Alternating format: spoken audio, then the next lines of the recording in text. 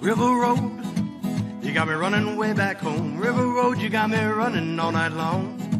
You got me singing some canal boat song. River Road, you got me running all night long. Hello, everybody, and welcome to another episode of Niner Nuts. I am Dan here without James this week. This entire week's of episodes do not have James. Unfortunately, he could not tape with me for this week, but we have superfan Eric here, who came in clutch for these episodes as our guest host. Eric, say hello to YouTube. Welcome to YouTube.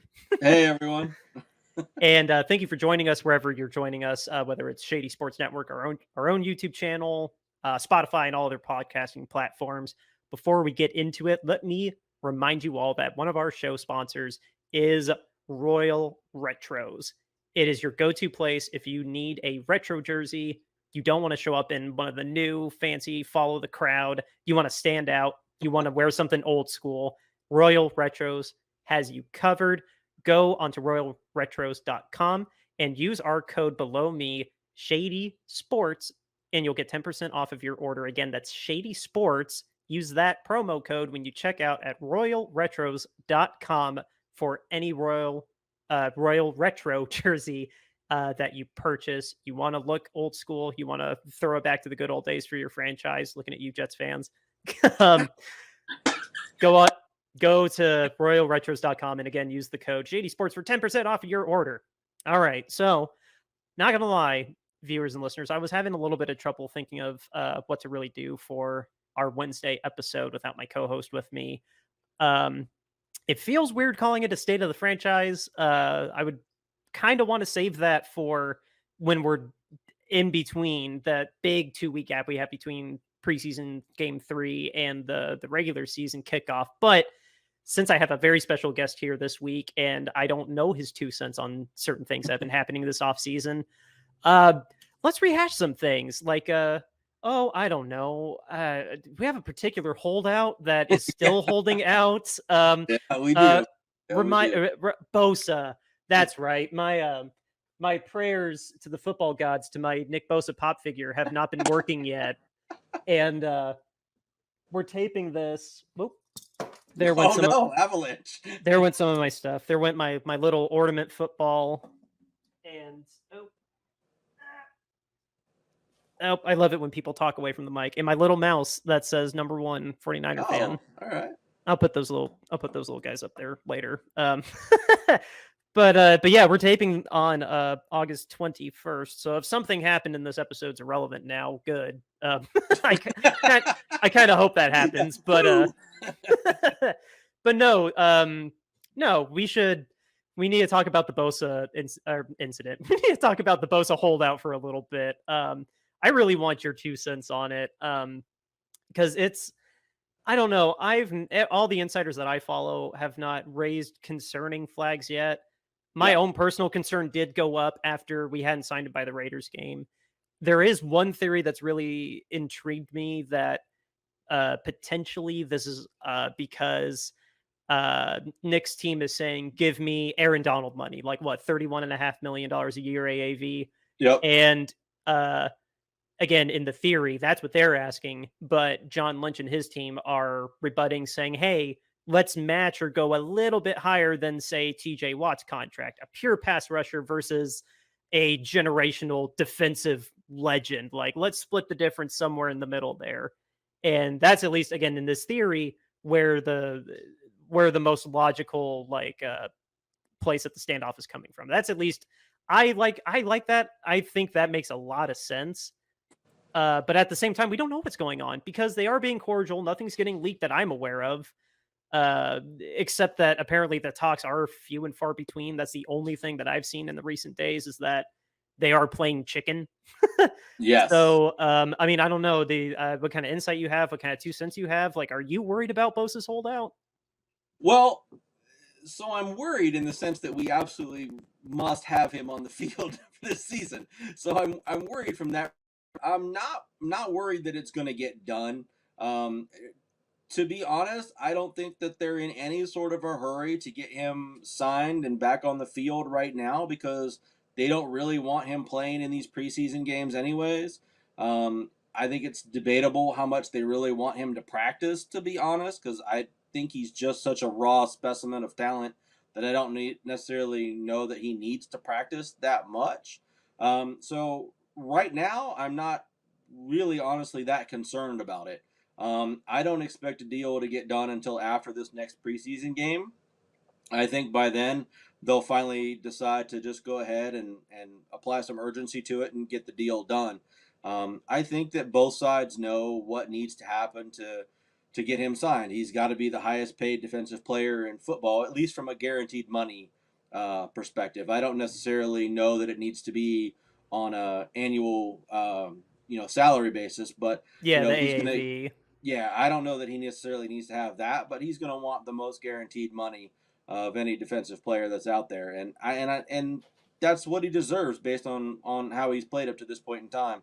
I think the 49ers know that as well. I think they need to get creative with structuring his contract, figuring all of that out. Whether it's void years on the back end or whatever nonsense it is that they do to get things under the cap now, because we're really sitting pretty poorly as far as the 2024 cap is going. Like, this is, knock on wood, this is going to be kind of the last hurrah probably for this team as it's structured right now. It's not going to be fiscally possible for them to keep everybody in place in 2024 unless a lot of people restructure deals and they do a lot of magic stuff with the money that I can't understand as a non-capologist. Oh, not But just restructures. It needs to be like outright pay cuts. Like yeah, I'm a nerd and spent some time on Sport Track and Over the Cap. Like Christian's already got a lot of void years. Warner's got a lot of void years. Uh, oh my God, Kittle's got a lot of void years. yeah, Ward's got a lot of void years. Like there's only so many more void years that they can do. Like you're right with we're gonna deny trades fifth year option, but yeah, are we going to feel compelled to keep Sam? We only got next year left before Brock can hold out for money. Brandon Ayuk needs money next year. Armstead can hold out for money next year. yeah. Greenlaw can hold out for money next year. So many players that are very expensive right now are going to be more expensive in 24. Like, I'm not convinced we are going to keep Brandon Ayuk personally. I think we're on the same page on that, but Yeah, unfortunately so, because I think he's the better of the two receivers, to be honest. I think he's a much better route runner and a much better pure receiver than Debo is. He blocks really well, too, which is important in Kyle's scheme. And I think it's going to be unfortunate that I just don't see any way that we're going to be able to hold on to him, because I expect, if the season goes the way that I think all of us as fans are hoping, I mean, Ayuk's going to have a really big year. And that's going to just set him up for a huge free agency. And I don't see any way that we're going to be able to afford to pay him unless they somehow trade or let Debo walk or something like that.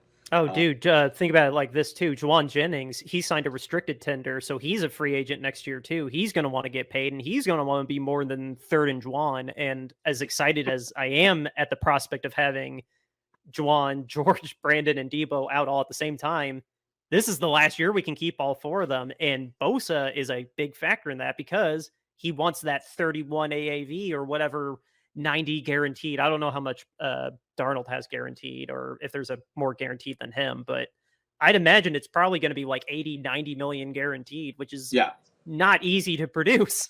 yeah. And I mean, you've got Big Trent still on the left side that's making a ton of money as the left tackle, and I mean, he's worth the money that you're paying him, right? As long as he keeps Brock clean. But he's also, I think he's like 35 years old. So, I mean, like, he's going to start slowing down here at some point in time and not going to really be worth $20 million a year that they're paying him and that kind of thing. So, 25. yeah. Yeah. Speaking of a So, player that doesn't have void years and is not taking a restructure, we're paying him 25 a year. I think he is our biggest cap hit right now.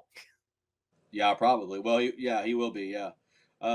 So, I mean, I think it's just a matter of time before they get something done. But they know he needs to be on the field. They're eventually going to have to cave. There's no way they can go more than one game this season. If you remember way back in the day when Emmitt Smith held out, right, and the Cowboys went like 0-2 without Emmitt Smith or whatever, and they were immediately like, "Oh, here you go, Emmitt, big truckload of money, let's give it to you." I mean, I think everybody kind of learned their lesson from that situation, and I don't think they're going to let it go that far. I'd have to look too, and I should have done that before the show. I apologize, but I think there's penalties too if he doesn't play, because he is under contract. I mean, he's on his 5th-year option. So, I mean, I think there's penalties if he doesn't actually play in games and just holds out. And I don't think that the 49ers can waive those. I'm not 100% sure about all that, though. In-game misses, I don't know either. These training camps that he's missing, though, that he's already easily racked up like $2-3 million already, these can be waived because he's not on a second contract, I think is the specific stipulation. It's the fact that he is on a first contract. Like if this was a second or third contract veteran, they can't waive those. Yeah. But the Niners can waive all these, and obviously they're going to. It's Nick Bosa. He's trying to get a mega contract. They're going to waive these fines. And I agree with you. Like Bosa was barely going to practice anyway. He was getting a lot of veteran days last year in season. He was not going to take one snap in any of Trent Williams and Christian McCaffrey are Kittle. not going to get any snaps.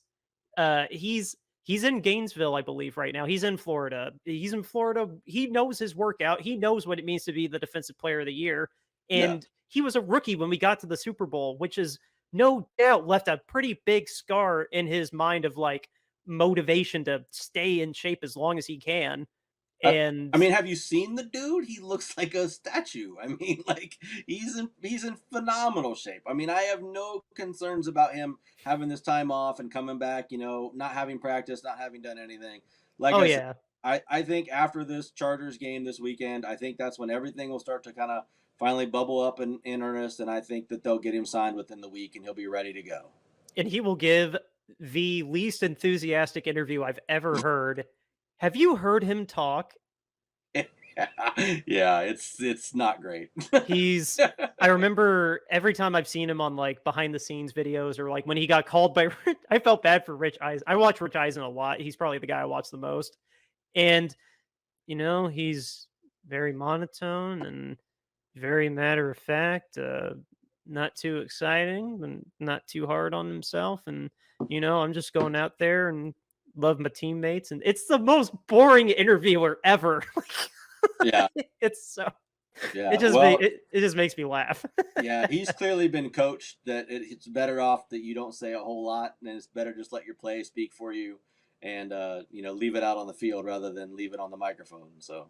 Oh well, yeah. If you remember his rookie year, I won't say. I'm not going to stir up what it was. Google it if you want to, listeners and viewers. But his rookie year, his PR team had a lot to deal with his rookie year. If you remember what I'm talking about. Yes, they did.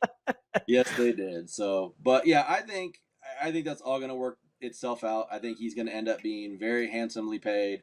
And then, we're going to roll right into week 1 with hopefully coming out of this last preseason game, everybody intact and everybody ready to go. And, the start of a really good season in Pittsburgh. I think so too. It's going to be a really good challenge though. I can't think of a better road game other than like a division game for us to start the season on. Do you think this, does this change, does the holdout and, does the holdout change your opinion of John Lynch at all? Like it has, because James, another, a fun little Stephen A. Smith, I call it, debate that we had was, if John Lynch is any less of a great GM because his wonderful GM, Howie Roseman, has never had a holdout. So I just to hear your opinion on it, because for me it hasn't really changed. It is notable that this is the longest holdout because Warner came back by now. Yeah, Warner wasn't even in question.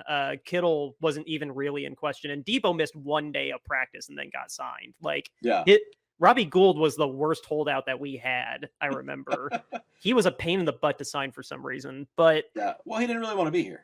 So I mean. Yeah, he says he does, but it doesn't lower my opinion of Lynch really at all. I mean, I think John has done a really good job as the GM since he's been here. I mean, he's made some really good trades. He's picked up some really good people.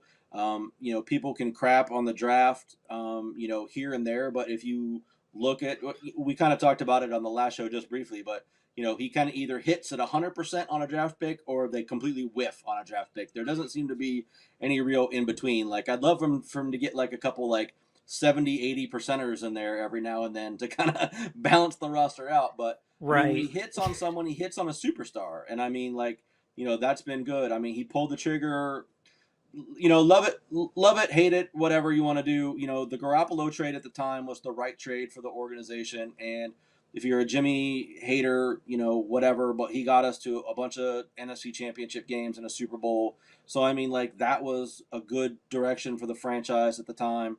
He pulled off the McCaffrey trade last year, which completely changed the complexion of the franchise and where we sat.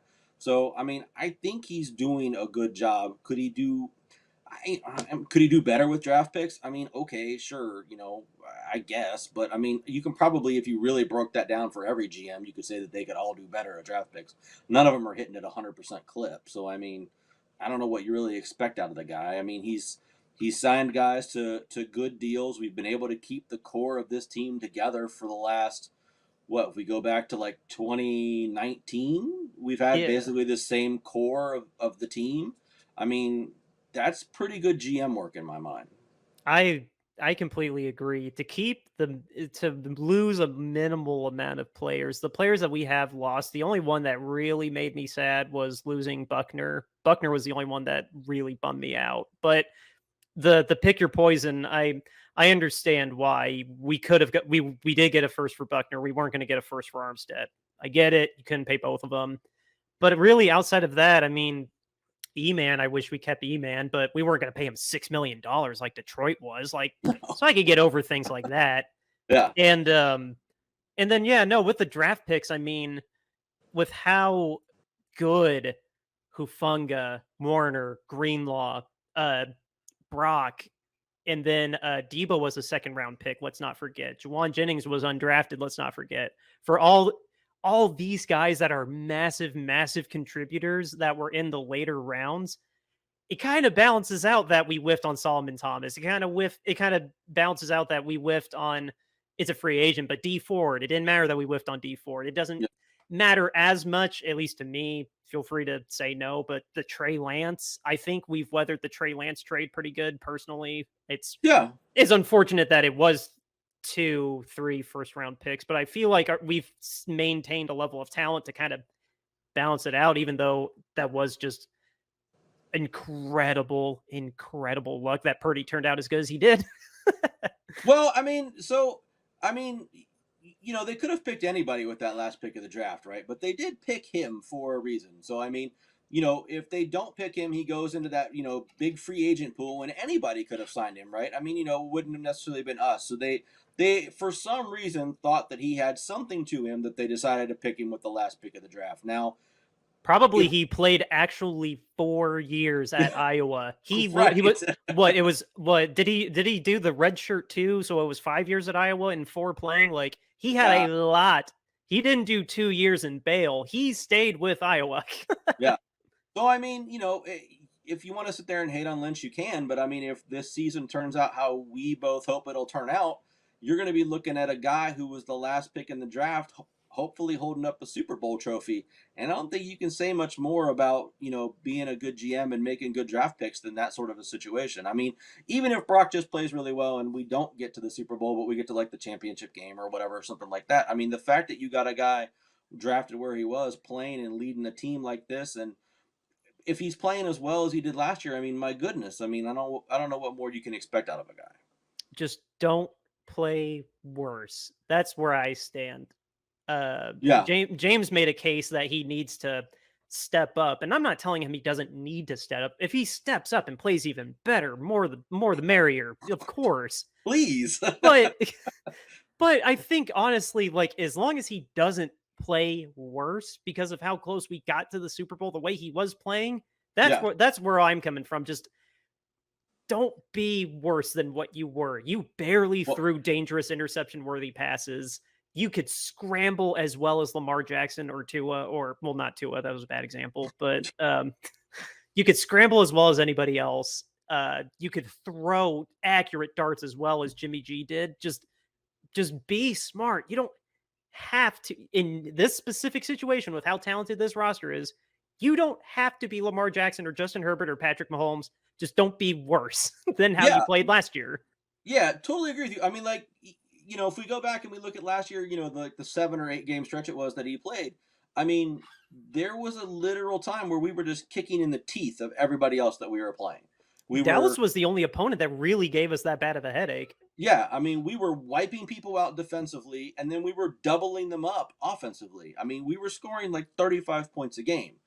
If we can just play that same football, and Brock wasn't like being a superstar. I mean, he was playing very well, but like to your point, like he was just playing well within the system that Kyle, drew up for him. He didn't have to go out and sling a 4 touchdown game. He didn't have to make crazy things happen, right? He just had to take care of the ball, make the throws that are there for him, and lead the team, right? That was what he had to do. And I mean, since James isn't here, we can talk candidly about this. I think they would have beaten the Eagles in that NFC Championship game if Purdy wasn't hurt. If we didn't have Ross Dwelly on, oh my God, what was his name again? Not, I keep calling him Unique Ngakoue, which is he was a Colt last year. Hassan Reddick. Yeah, yeah. So I mean, if he plays the same level that he played last year, which is to your point, the ceiling for this team is right there at the top. It's all just about, and it's one of the little notes that I have for this is that it's all just about health, right? If we can keep our starters healthy, this is a Super Bowl winning roster, and it's built to win, and it's built to win now. And Brock doesn't have to be Patrick Mahomes. Brock doesn't have to be anything spectacular. He just has to play within the system, and we'll be just fine. Just grip it and rip it. That's a core factor of Kyle Shanahan's passing game. You catch the ball, you read the field fast, and pick someone. Yeah. Like scramble if something falls apart, but assuming the offensive line holds up and everybody runs their routes right, you shouldn't be holding the ball for more than 2 seconds. It should be right there. Like, yeah, because most of the time Kyle schemes open like the throw anyway. So I mean, like, across the Jimmy G era and then a little bit of when we watch Brock play, I mean, like if you watch it, most of the time he's throwing to a wide open guy because of the scheme that Kyle's put in place. The guy's wide open, and it's a 5-yard or maybe a 8-yard throw that you have to make to a basically guy who doesn't have anyone within 2 yards of him, and all you gotta do is just complete it and then let them run with it. And I mean, we're not running an air raid offense. Yeah, I mean, people used to knock on Jimmy because his, average target depth was like 4 yards or whatever, and it was like, oh yeah, the receivers do everything. Well, that's how the offense is designed to work. The offense is designed to get the ball into your playmakers' hands and let them make things happen. Yeah, when you got guys like Brandon and Kittle and Debo that are just wrecking balls, like, no, I'll agree with you that Brandon is the better route runner, but when you see Debo get the ball in open space, it's like the Infinity Star turns on in Super Mario, and you need like 4 people to take him down. Yeah. Like, that's why he's getting paid the big bucks. Yeah, totally agree with you. I mean, Debo with the ball in his hands is out of control. I mean, he's a house to bring down. I mean, totally. I just think Ayuk is the better route runner. I mean, if you watch, he twists people inside out when he's going down the field. They're running his routes like that. So I really he's an ankle breaker for sure. His agility is so otherworldly. Yeah. So I mean, I think.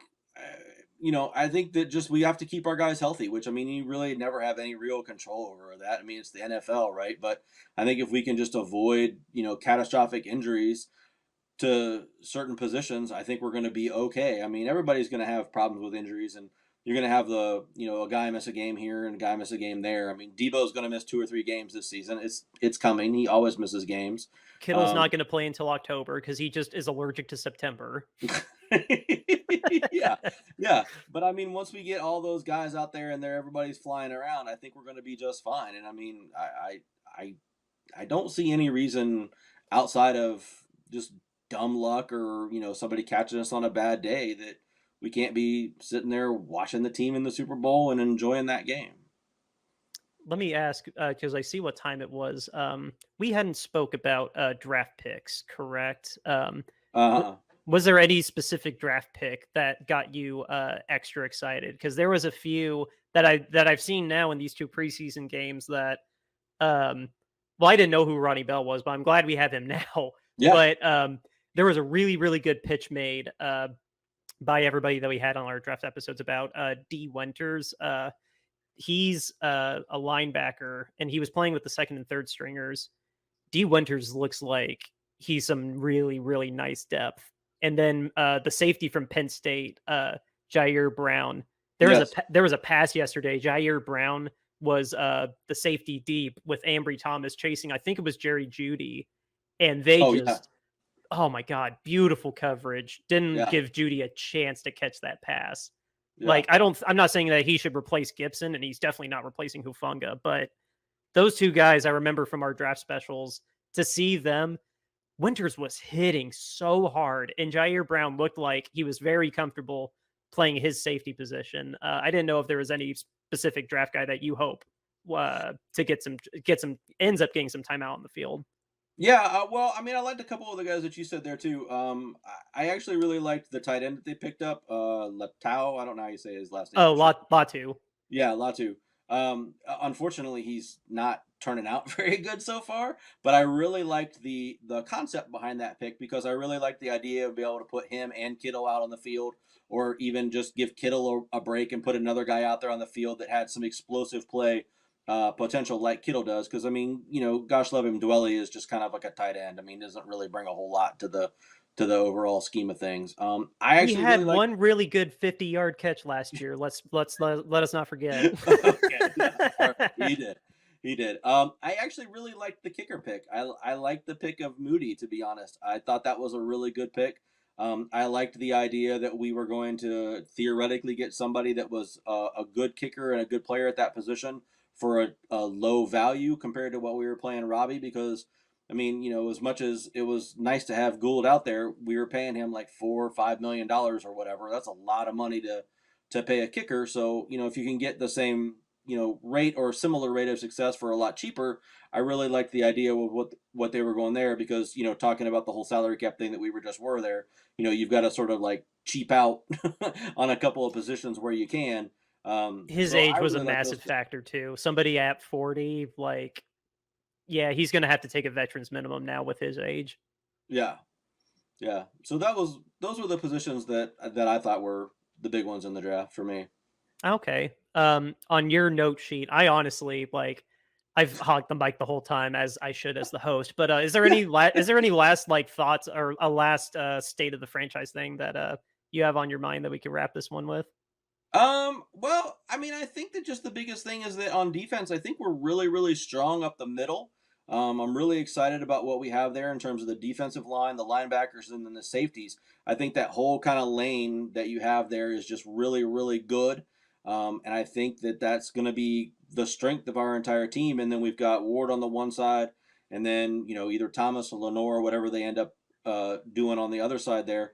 And I think if we can keep that strength up the middle, that's going to really take away that whole, everything between the hashes and some there for people to make plays on, and really just force things either short or shorten to the outside and things of that nature. So I think it's really going to be very advantageous for us this season. The only things that changed about our defense is we're going to have a new nickel. We upgraded from Kinlaw in the middle with Hargrave, and upgrade, or it's not hard to replace Al-Shaair. Not to say that he was a bad player, but if those are the biggest things that we have to worry about is replacing Ward and Shaair, and then Kinlaw too, and everybody else that's still 8 players that are back from last year. Yeah, I think we're doing pretty damn good on defense. Yeah, I mean, the new defensive coordinator concerns me a little bit just because we had such success last year. I don't know how well, it's going to work under Wilkes this year. I mean, he was not a great head coach previously. Now, he did okay in his tenure with the Panthers last year, filling in on an interim basis. But, he does make his bread and butter as a defensive coach, and I'm hoping that shakes out well for us and that he's able to continue to get the most out of these players, because we've seen with Salah and then with Ryans that, I mean, this defense is, amazingly talented, and it's just going to take good coaching to continue to bring that talent out. How amazing would that be if Kyle Shanahan is really, if he doesn't win the Super Bowl, and his legacy is just being that that stepping stone? What if his legacy ends up just being that stepping stone and he sets some record for the most coordinators turned head coach, like Yeah. between McDaniels and Sala and Ryans, and then we had one of our GM, the assistant GM behind Lynch, is now the GM Yeah. of the Titans. Like that doesn't quite count that much, but like, what if Steve Wilkes? People were asking for Steve Wilkes to be a head coach because of the way it ended with because of the way he ended that year with Carolina. But then again, he might be one of those guys that is better as a coordinator. Like who was the Eagles? Schwartz. Yeah. Terrible in Detroit, but an amazing Terrible. defensive coordinator. Yeah, well, there's been a bunch of those guys that are really good coordinators, and then they become head coaches, and you're like, oh gosh, what are you doing? You're really bad at this head coach thing. Yeah. Oh man, Del Rio and the guy that's Yeah. with the Jets now from last year, Hackett. Well, I mean, you could go back to like Romeo Crennel. You Oh could god, go to yeah, Cornell Mark was bad. Shell. I mean, there's some real Matt Patricia. I mean, there's Oh some god. real guys that are bad coordinators, bad head coaches that were good coordinators. They're bad head coaches. Well, in Patricia's case, it turns out a defensive coordinator is really bad at offensive coordination. Yeah, who'd have thunk it, huh? Right? Yeah, I mean, right? yeah, Reverse engineering doesn't work in that case. yeah, Oh my exactly. god. Well, honestly, this has been a really, really fun episode. We do have one more coming up on Friday, guys. The party's not over with me and Eric yet. You just got to wait an extra day for us to get to that episode. But before we go, James would kill me if I didn't mention that we are running a campaign that includes shirts on bonfire.com. You can see right below Eric. All of our shirts are there on bonfire.com. And we are raising money for a yet to be named crisis and rape center in Kentucky. Not Inspire, that's not the right word, but this has come about because of the lack of owner accountability that has happened recently between Daniel Snyder and the minority owner in Houston. And unfortunately, our own, technically not owner, but for he's basically acting owner, even though he's technically CEO. So please don't send me emails about that.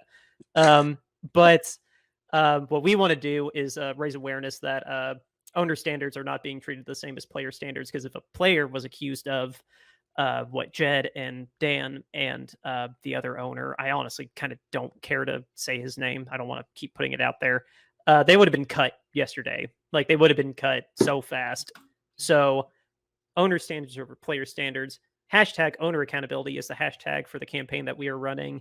And to show you the shirts that we have on Bonfire, we have, oh, that wasn't supposed to change back there as well. There we go. This is our owner standards, owner accountability shirt. We also have brought back from our Dan Snyder campaign the owner standoff shirt. We also have our show logo here. We also have an alternate show logo. And then I called this cute shirt because this peanut is adorable. But yeah, we have a little Niner Nut mascot now. And again, all these shirts, you buy them on bonfire.com /store/Niner Nuts apparel with lines between each of them. It's right there. Just pause the video and copy it. All of the proceeds from these shirts are going to be going to the yet to be named Kentucky Crisis Center.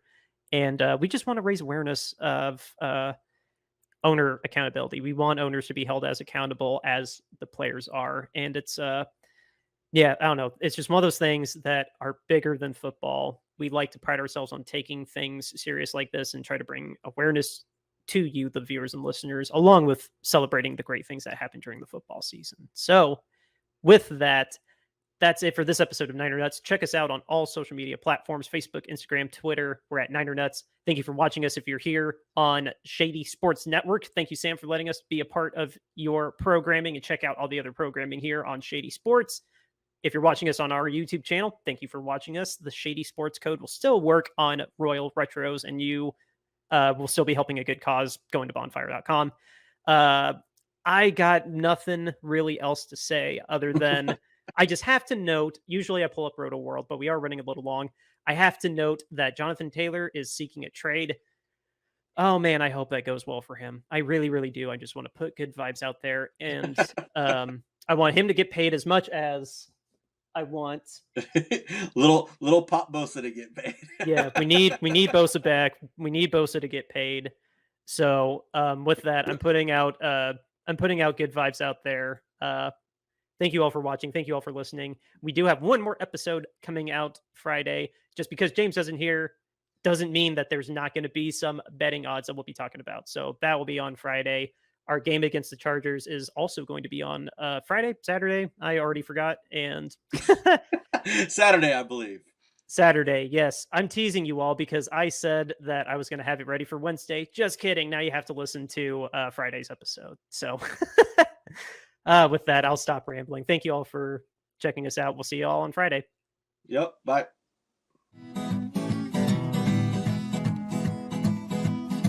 River Road, you got me running way back home. River Road, you got me running all night long. You got me singing some canal boat song. River Road, you got me running all night long.